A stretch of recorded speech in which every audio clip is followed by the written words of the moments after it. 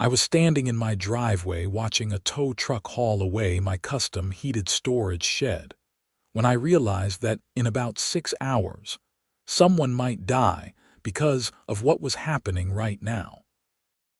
The November morning air in Burlington, Vermont, bit at my exposed skin as I tried one more time to reason with Patricia Winters, the HOA president who stood on my lawn with her arms crossed over her designer winter coat.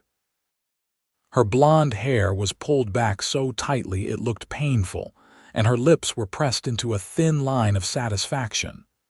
"Patricia, you need to listen to me," I said, keeping my voice level despite the panic rising in my chest. "That shed isn't just storage. There's critical infrastructure in there." "Infrastructure?" She let out a sharp laugh. "Yates, it's a shed. An unauthorized structure that violates Section 12.4 of the Riverside Commons HOA bylaws. No outbuildings larger than 8 by 10 feet without board approval." "I submitted the paperwork 14 months ago," I said. "I never heard back." "Then you should have followed up. Ignorance of the rules isn't an excuse." She glanced at her phone, then back at me. "The shed is being taken to the impound lot on Industrial Drive. You can retrieve your belongings there after you pay the removal fee and the accumulated fines." "That's $6,000. My jaw dropped. $6,000. $500 initial violation fine, then $200 per day for the past 27 days since the formal notice was issued. Plus $800 for removal and impound." She recited it like she had been practicing. "It's all itemized in the documents we sent." "I never got any documents. We sent them certified mail to your address on record. I've been checking my mail every single day."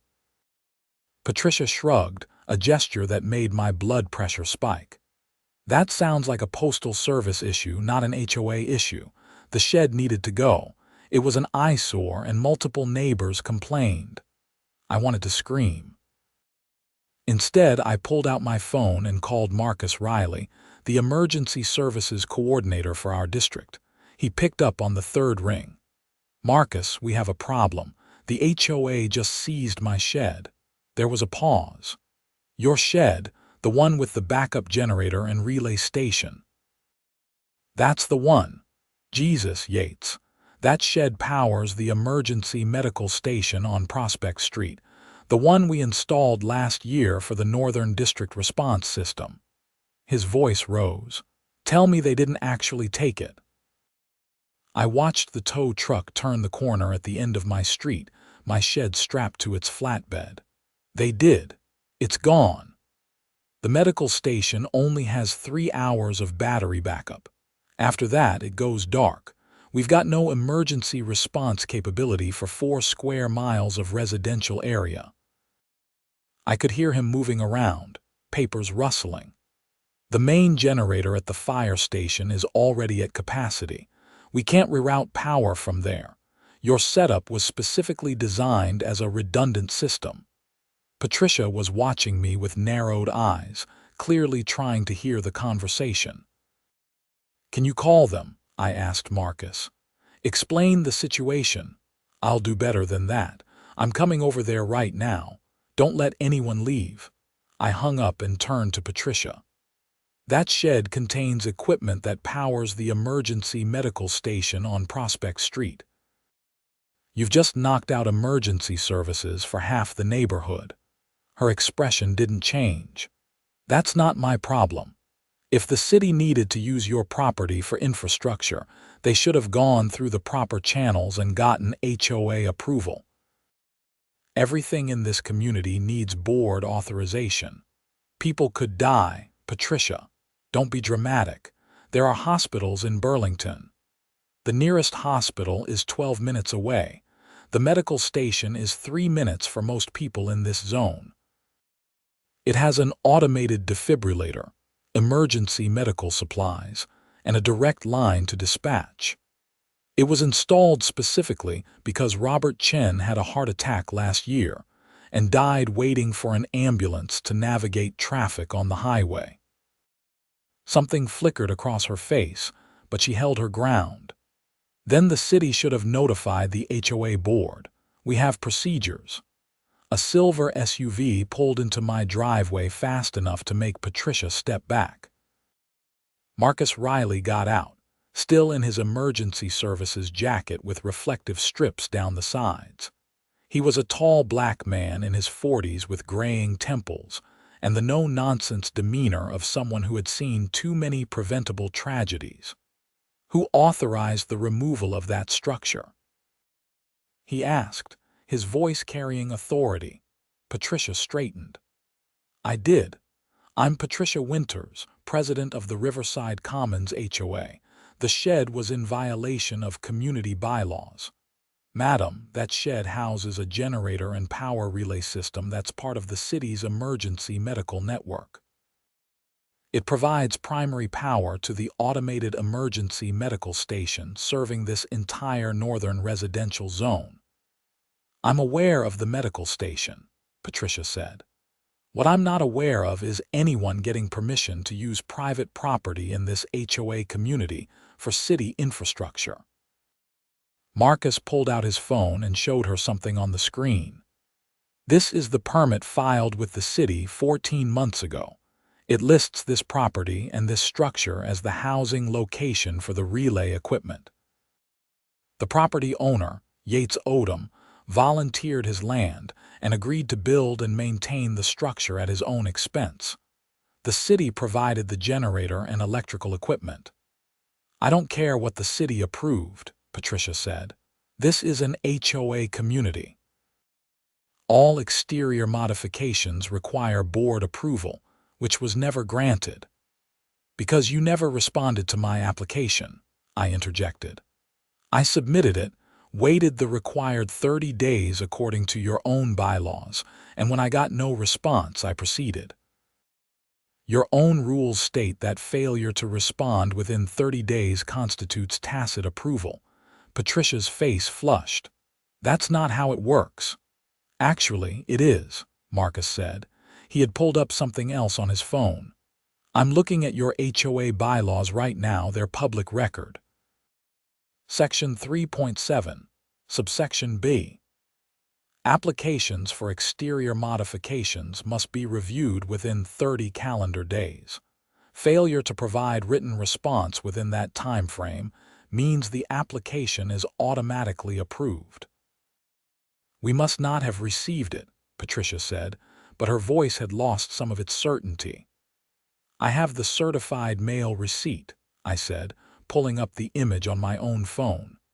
Delivered to the HOA management office on August 14th of last year, signed for by someone named Donna. Donna was our previous office manager, Patricia admitted. There was some disorganization during the transition. That's unfortunate, Marcus said, but it doesn't change the legal situation. The structure was legally approved by your own failure to respond. More importantly, it's currently housing critical emergency infrastructure. I need that shed back in place within the next 2 hours, or we're going to have a very serious problem. Patricia crossed her arms again. The HOA has already paid for the removal. The structure violated the aesthetic standards of the community regardless of what some technicality might say about the approval process. This isn't a technicality, I said. This is the law, your law. The shed looked awful, she snapped.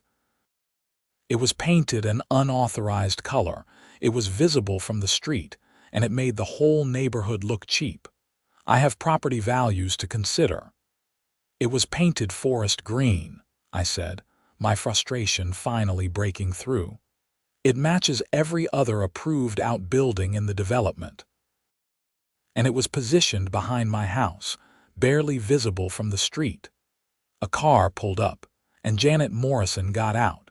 She was another HOA board member, a woman in her 60s who had always struck me as more reasonable than Patricia. Her face showed concern as she approached. Patricia, what's going on? I got 3 calls this morning about a tow truck in the neighborhood. I ordered the removal of an unauthorized structure on the Odom property. Patricia said. Janet looked at my empty backyard where the shed had been. The green shed. I thought that was approved. Didn't we get an application for that last year? It was never properly approved, Patricia said quickly. I approved it, Janet said, frowning. I remember specifically. It was August or September. You forwarded me the application via email and I responded with my approval. I even noted that it was for emergency services equipment. Patricia's face went rigid. I don't recall that. I can show you the email thread when I get home, Janet said. She turned to Marcus. What's this about emergency services? Marcus explained the situation again. As he talked, Janet's expression grew more alarmed. By the time he finished, she had pulled out her phone and was frantically typing. Patricia, you need to call the tow company right now and get that shed back here. We've already paid for the removal. Then we'll pay for the return. Do you understand what you've done? If someone dies because the medical station went offline, the HOA will be liable. We could be sued into bankruptcy. Every homeowner in this development could lose their equity. That finally seemed to penetrate Patricia's armor. The city should have communicated better. The city followed proper procedures, Marcus said. They filed the necessary permits. The property owner submitted his HOA application. By your own bylaws, everything was done correctly. Where is the shed now? Janet asked.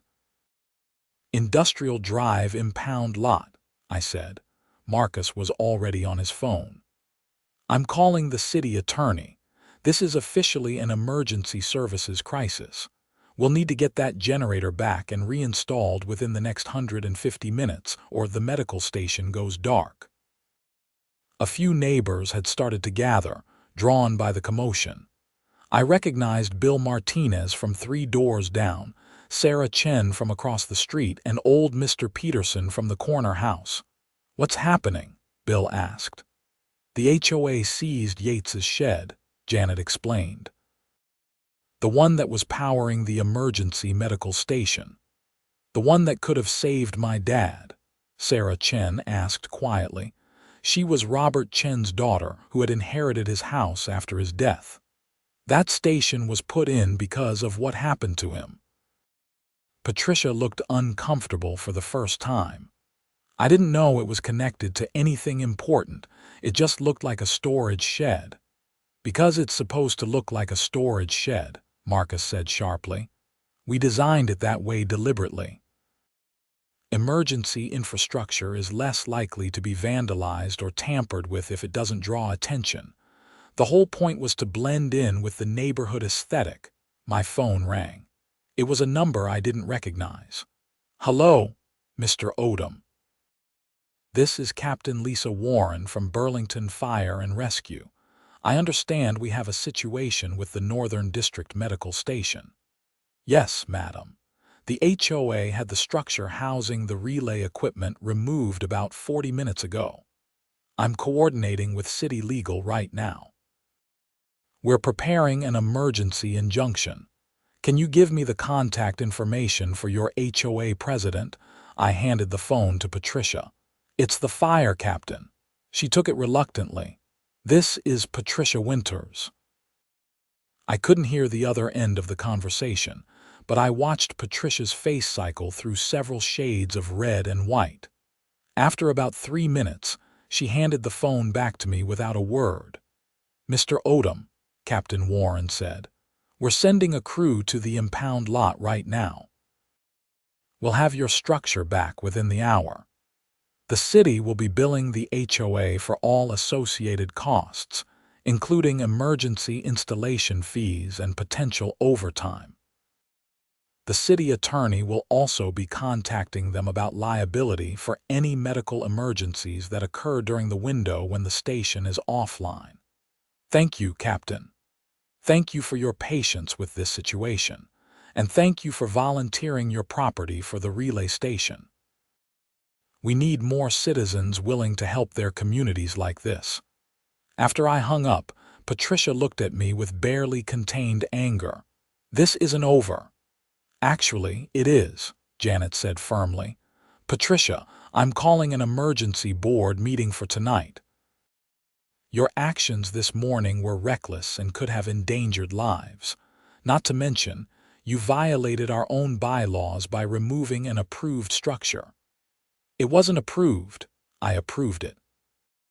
That's one board member approval, which is sufficient for standard exterior modifications according to Section 3.9. Even if we hadn't had the automatic approval from the 30-day rule, my vote alone would have been enough. Janet turned to me. Yates, I'm deeply sorry about this. The HOA will cover any costs you've incurred. I want that in writing, I said. You'll have it by end of business today. Patricia started to protest, but Janet cut her off. Not another word. You've done enough damage. More neighbors had gathered. Word was spreading fast through the community. I saw people checking their phones, presumably reading texts or posts on the neighborhood social media groups. Marcus checked his watch. The station has about 2 hours and 20 minutes of battery left. The fire crew should have the generator back here within the hour, but reinstallation will take time. We're going to be cutting it close. What happens if it goes offline? Bill Martinez asked.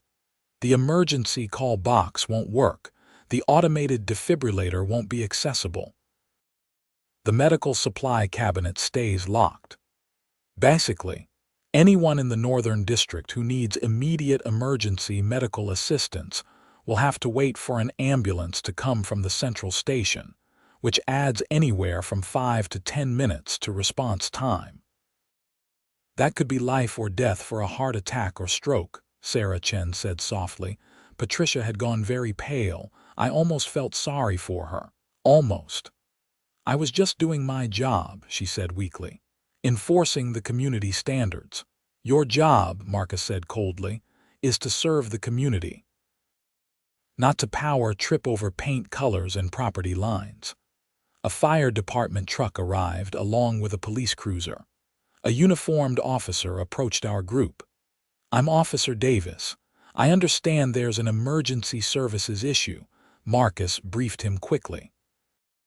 Officer Davis listened, made notes, and then turned to Patricia. Madam, I need to ask you some questions about the decision to remove this structure. While they talked, a silver Honda pulled into my driveway. Natasha Lewis got out, looking worried. She was my girlfriend, a nurse at the University of Vermont Medical Center. We had been dating for about 8 months, and she had been supportive of my decision to host the relay equipment. Yates, I heard what happened. Are you okay? I'm fine. Angry, but fine.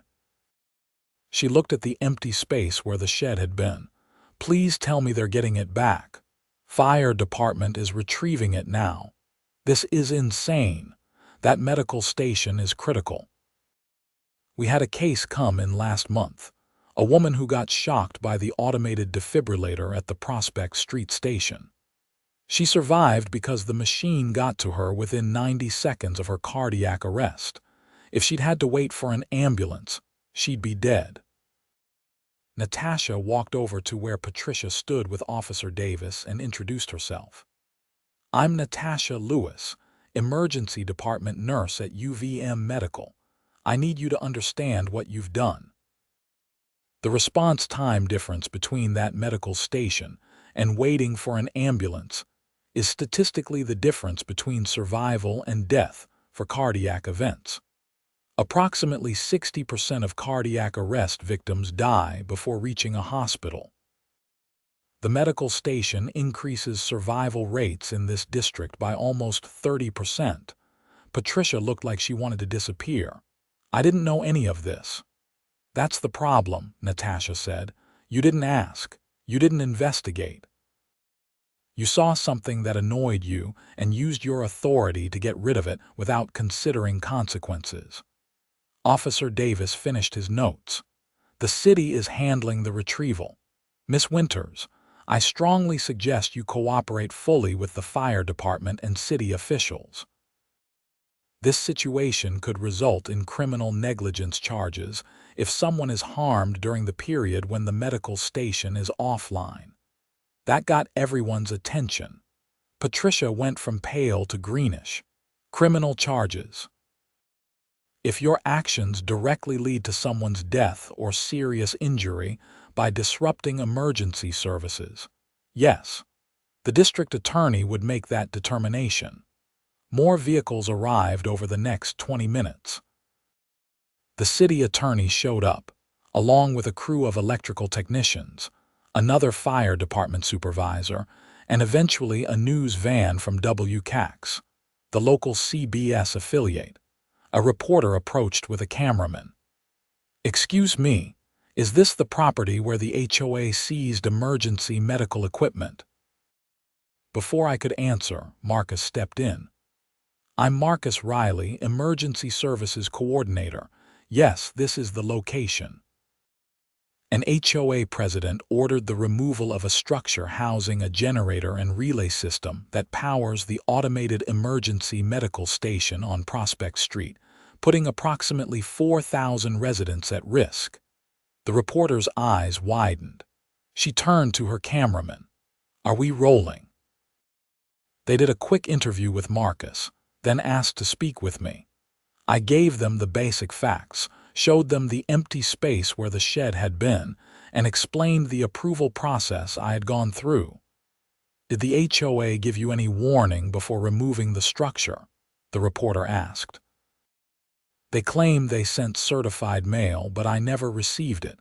I check my mail daily. Given that they also apparently lost my original application, I'm skeptical about their mailing practices." Patricia tried to leave, but the reporter spotted her. "Excuse me, are you the HOA president?" "No comment," Patricia said, walking quickly toward her car. "Did you know the structure housed emergency medical equipment when you ordered its removal?" I said no comment. She got in her Mercedes and drove off fast enough to leave rubber on the pavement. Janet remained behind, looking mortified. "I want to apologize on behalf of the board," she told the reporter. "This was a failure of communication and leadership. We're taking immediate steps to ensure nothing like this happens again." The news crew got footage of the empty space, interviewed some neighbors, and then left to get shots of the medical station on Prospect Street. Around 1:30 in the afternoon, the tow truck returned with my shed. Behind it came the fire department crew with their equipment truck. The next 2 hours were a controlled chaos of activity. The hardest part was getting the shed back into its exact original position. The generator and relay equipment had been carefully calibrated, and even being off by a few inches could cause problems with the electrical connections. The fire crew worked with precision, using surveying equipment to ensure perfect placement. Marcus supervised while the technicians reconnected the generator to the underground cables. I watched, feeling helpless and anxious. The electrical work was beyond my expertise. I had built the shed itself, making sure it was insulated and climate-controlled to protect the sensitive equipment. But the actual emergency services hardware had been installed by city technicians. Natasha stayed with me, holding my hand as we watched. "This is going to work out," she said quietly. "I know. I'm just angry that it happened at all. That's justified." By 3:15, the connections were complete. A technician threw a switch, and I heard the familiar hum of the generator spinning up. Lights blinked on the relay panel. Marcus checked his tablet, monitoring the connection to the medical station. "We've got power," he announced. "The station is back online. Battery backup is recharging." A small cheer went up from the assembled neighbors. I felt tension drain out of my shoulders that I hadn't even known I was carrying. The fire crew spent another 30 minutes running diagnostics and tests. Everything checked out. The medical station was fully operational again, with about 40 minutes to spare before the batteries would have died. "That was too close," Marcus said as he packed up his equipment. "Yates, I'm recommending to the city that they purchase your property at fair market value and convert it to official city land. That way, no HOA can touch it. I'm not sure I want to sell. Think about it.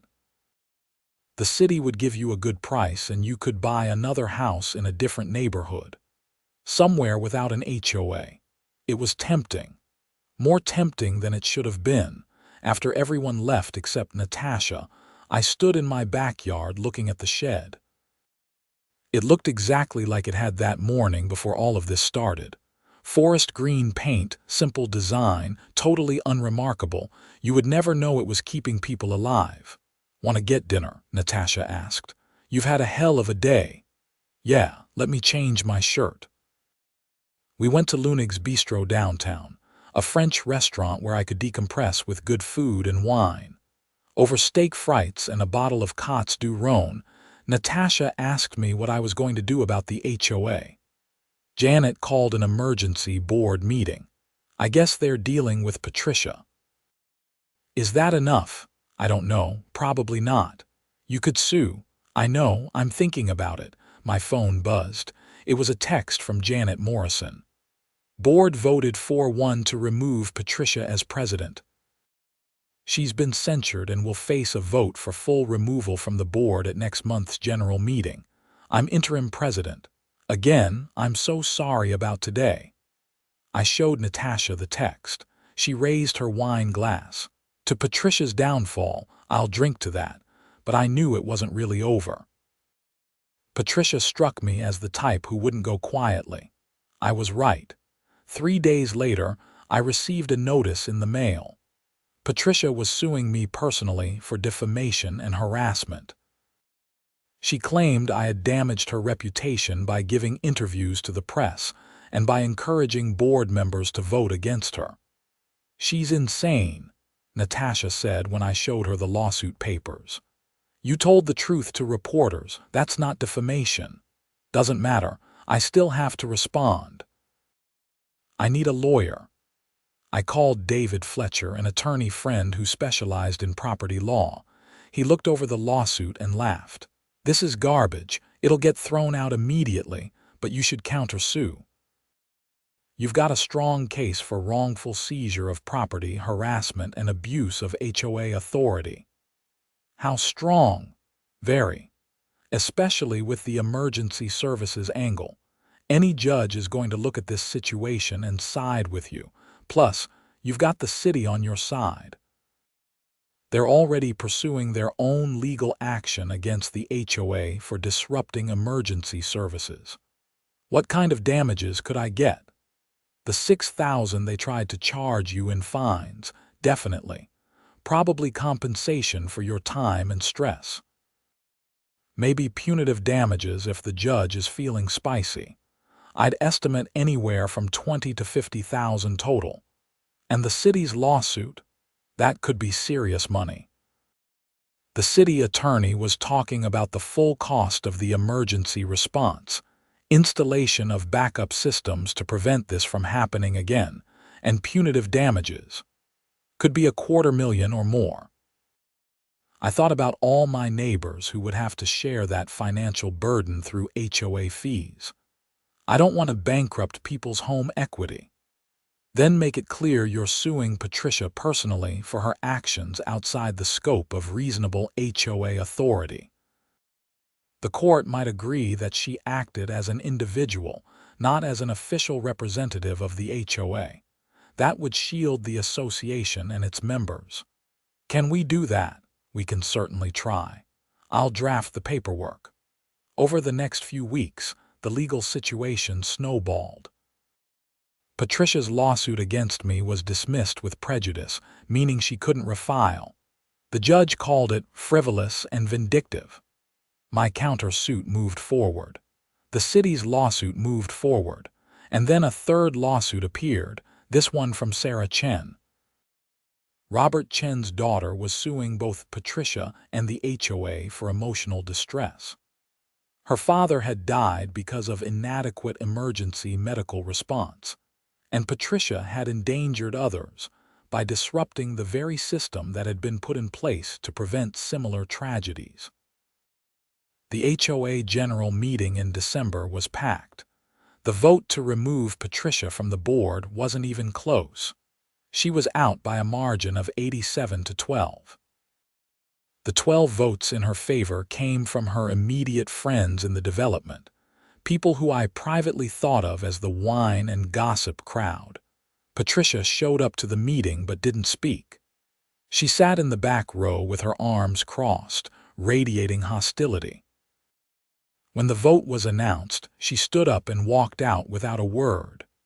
"Good riddance," someone muttered. Janet Morrison was formally elected as the new president. Her first act was to apologize publicly to me and to announce that the HOA would not contest any of the lawsuits. They would settle for whatever reasonable terms I proposed. "We were wrong," Janet said. "Patricia was wrong. The board failed in our oversight responsibilities. We're going to make this right." After the meeting, several neighbors approached me to apologize. Bill Martinez shook my hand. "I voted for Patricia 3 years ago. Worst decision I ever made. Thank you for standing up to her." Sarah Chen hugged me.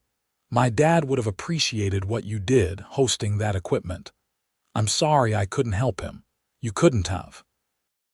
The medical station wasn't installed yet when he died, but you might have saved someone else's father. That matters.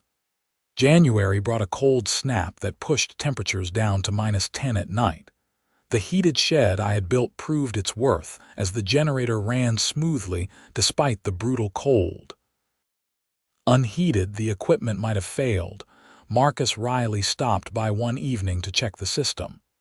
"Everything's running perfectly. You did good work building this structure." "Thanks. How's the push to get the city to buy it?" "Moving through the bureaucracy. These things take time. Probably another 6 months before we have final approval and funding." "I'm not in a rush anymore. Janet's running the HOA now and she's actually reasonable. Still, might be worth it for your peace of mind." He wasn't wrong. The lawsuit settled in February. Patricia agreed to pay me $35,000 in damages. The city's lawsuit against the HOA settled for $120,000, with provisions that Patricia was personally responsible for 40% of that amount as punishment for her reckless actions. Sarah Chen's emotional distress suit settled confidentially, but I heard through the grapevine it was another $20,000. Patricia had to sell her house to cover the judgments. She moved out of Riverside Commons in March, and I never saw her again. The settlements funded some nice improvements to my property. I upgraded the shed's insulation, installed a backup battery system for the generator, and even added solar panels to reduce the electrical load on my main house. The emergency services equipment hummed along quietly, doing its job without drama. In April, the city finalized the purchase of my property. They paid me $450,000, which was above market value for my house. I used the money as a down payment on a beautiful farmhouse outside Burlington, a place with 5 acres and no HOA within 10 miles. Natasha moved in with me.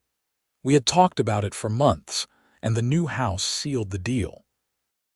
She loved the space, the privacy, and the fact that nobody could tell us what color to paint our shutters. "I never want to deal with an HOA again," I told her as we unpacked boxes in our new kitchen. "Agreed. This is perfect." The city converted my old property into an official emergency services station. They tore down the house, expanded the shed into a proper building, and created a small park around it. The Prospect Street Medical Station became the Robert Chen Emergency Response Center, with Sarah Chen cutting the ribbon at the opening ceremony. I attended with Natasha. Marcus Riley was there, along with Janet Morrison and dozens of neighbors from Riverside Commons. Even Bill Martinez came, bringing his whole family. "This is what community is supposed to look like," Marcus said in his speech. "People working together to protect each other, not fighting over paint colors and property lines. After the ceremony, Janet approached me. "Yates, I know things ended badly with the HOA, but I want you to know that we've implemented new policies. All city infrastructure requests get automatic approval now. We've also established a community advisory committee to review board decisions before they are enforced. Patricia's dictatorship is over. I'm glad to hear it. The development isn't the same without you, but I understand why you left." "No hard feelings," I said. "You stepped up when it mattered. That counts for a lot." We shook hands and I meant it. Janet had been one of the good ones. As Natasha and I drove home to our farmhouse, I thought about the whole crazy experience. It had started with Patricia's petty tyranny and nearly ended in tragedy. But in the end, it had worked out. The emergency services system was stronger, the HOA had reformed, and I was living in a place I loved without any busybodies telling me what I could or couldn't do with my own property. "You miss it at all?" Natasha asked. "The old neighborhood?" "Not even a little bit." "Good. Because I've been thinking." "About what?" "About maybe building a barn. We've got the space for it," I laughed. "What would we do with a barn?" "I don't know. Keep horses, chickens. Does it matter? The point is we can do whatever we want." She was right. That was the point. Freedom from petty regulations and power-hungry bureaucrats. Freedom to use our own property as we saw fit within reason and the law. "Let's build a barn," I said. "Really? Really? Big red barn, white trim, very Vermont. I love it." We spent the rest of the drive planning our hypothetical barn, throwing out increasingly ridiculous ideas. A hayloft apartment, a tasting room for maple syrup, a cat sanctuary. By the time we got home, we were both laughing. I pulled into the long gravel driveway, past the trees that lined the property, and parked in front of our farmhouse. The sun was setting behind the mountains, painting the sky orange and purple.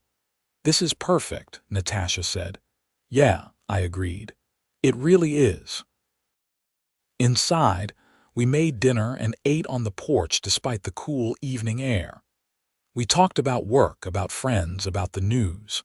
Normal conversation, the kind you have when your life isn't being upended by HOA drama. Later that night, as we got ready for bed, my phone buzzed. It was a news alert. Patricia Winters had been arrested. I opened the article. Apparently, after leaving Riverside Commons, Patricia had moved to a condo development in South Burlington and immediately gotten herself elected to their HOA board. Within 2 months, she had resumed her old tricks, issuing bogus fines and violating proper procedures. But she had picked the wrong target this time.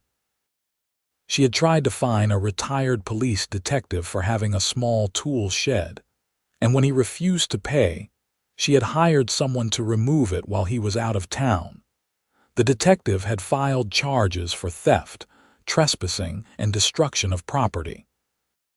Patricia had tried to claim HOA authority, but the detective proved that his shed was legally permitted, and that the HOA had no authority to remove it. Moreover, he discovered that Patricia had been pocketing some of the fine money instead of depositing it into the HOA account. Embezzlement charges were added. Patricia was arrested at her condo and bail was set at $50,000. "The universe has a sense of justice," I said, showing Natasha the article. She read it and shook her head. "Some people never learn, apparently not." I felt a grim satisfaction. Patricia had destroyed her own life with her need to control others. She had lost her house, her reputation, and now possibly her freedom. All because she couldn't let people live their lives without her interference. The next morning, I got a call from Marcus Riley. "Did you see the news?" "About Patricia?" "Yeah. Karma's real, apparently. Listen, I'm calling because the city wants to expand the emergency medical network.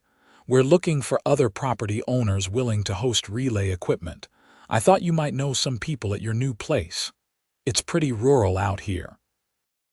That's exactly why we need coverage. Rural response times are even worse than suburban. I'll ask around, no promises. That's all I ask. Thanks, Yates. After we hung up, I thought about it. I had 5 acres. I could easily put another heated shed somewhere on the property, host another relay system, help cover emergency services for my new neighborhood. What do you think? I asked Natasha. Should we volunteer our property again? You trust the city to handle things better this time. There's no HOA to interfere out here. Then yes, let's do it. I called Marcus back and volunteered. He was thrilled. Within a month, city workers were installing another relay system in a new shed on the far corner of my property. This time, the process went smoothly. No permits were denied, no neighbors complained, and no petty tyrants tried to interfere. The shed went up in 2 weeks. The electrical work took another week. By June, the Northern Rural Emergency Response Network was operational, covering a 20-square-mile area of farms and houses outside Burlington. The local paper did a story about it. I gave an interview explaining the importance of emergency medical infrastructure and mentioning what had happened with my previous installation. The reporter asked if I was worried about similar problems. No HOA out here, I said. Just neighbors who care about neighbors. That article ran on a Sunday. On Monday, I got a call from a lawyer representing Patricia Winters. She was suing me again, this time for defamation in the newspaper article. I hung up and called David Fletcher. She's at it again. Patricia, I thought she was in jail. Out on bail, apparently. And still obsessed with me. David sighed. Forward me the lawsuit, I'll handle it. This is harassment at this point. We might be able to get a restraining order. The lawsuit was even more frivolous than the first. It claimed I had damaged her reputation by truthfully describing events that had actually happened. David filed a motion to dismiss, along with a request for a restraining order preventing Patricia from contacting me further. The judge granted both. Patricia was ordered to stay at least 500 feet away from me, from my property, and from any emergency services facilities. She was also ordered to pay my legal fees for defending against her baseless lawsuit. 2 weeks later, Patricia violated the restraining order. She drove to my farmhouse and started banging on my door, screaming about how I had ruined her life. I called the police while Natasha recorded video from an upstairs window. The police arrived within 10 minutes. Patricia was arrested for violating the restraining order, and because she was already out on bail for the embezzlement charges, this arrest resulted in her bail being revoked. She went to jail to await trial. I almost feel bad for her, Natasha said as we watched the police car drive away. Don't. She did this to herself. Patricia's trial for embezzlement happened in August. I wasn't directly involved, but I followed the news coverage. She was convicted on 3 counts of theft and 2 counts of fraud. The judge sentenced her to 18 months in prison and ordered her to pay restitution to the HOA she had stolen from. At the sentencing hearing, the judge made some pointed remarks about people who abuse positions of authority for personal gain. Patricia showed no remorse, insisting she had done nothing wrong. Some people can't be helped, David told me when he called with the news. She's going to be in prison for 1.5 years, maybe less with good behavior. After that, she'll have a criminal record and a destroyed reputation. Her life as she knew it is over. All because she couldn't stand the sight of my shed. All because she needed to control everything and everyone around her. The shed was just the trigger. He was right. Patricia's downfall had been inevitable. If it hadn't been my shed, it would have been something else. She had pushed too hard, overstepped too far, and eventually consequences had caught up with her. Life moved on. Natasha and I settled into our farmhouse. We never did build the barn, but we did get chickens. 8 hens that provided fresh eggs and endless entertainment. We named them after HOA virtues: patience, kindness, humility, and so on. It was a private joke between us. The emergency medical relay system on our property saved its first life in September. A farmer 3 miles away had a heart attack while working in his field. His wife called 911, then ran to the emergency medical station near our property. She used the automated defibrillator to shock his heart back into rhythm, then administered CPR following the station's audio instructions. By the time the ambulance arrived, he was stable. He survived. Marcus called to tell me about it. Your relay system kept that station powered. You helped save that man's life. I just provided the land. That's more than most people do. Thank you, Yates. After that call, I walked out to the shed and looked at it. Just a simple structure, painted barn red to match the aesthetic we were going for on the property. Inside, equipment hummed quietly, doing its job. That's what it was really about. Not HOA rules or property values or aesthetic standards. It was about helping people, about being part of a community that looked out for each other. Patricia had never understood that. She had seen everything through the lens of control and compliance. She had measured success by how well people followed her rules, not by whether the community thrived. In the end, her legacy was destruction. Lawsuits, arrests, and lives disrupted. My legacy, small as it was, would be about creation. Emergency services that saved lives, property used for the common good. I knew which legacy I preferred. Natasha came out to join me, holding 2 cups of coffee. What are you thinking about? How different things are now compared to a year ago. Better, so much better. We stood there together, watching the sun rise over the mountains, drinking our coffee and appreciating the simple freedom of living on our own terms. No HOA meetings, no violation notices. No petty tyrants with too much authority and too little sense. Just peace, quiet, and the satisfaction of knowing we were doing something good for our community. That was enough. More than enough. It was everything.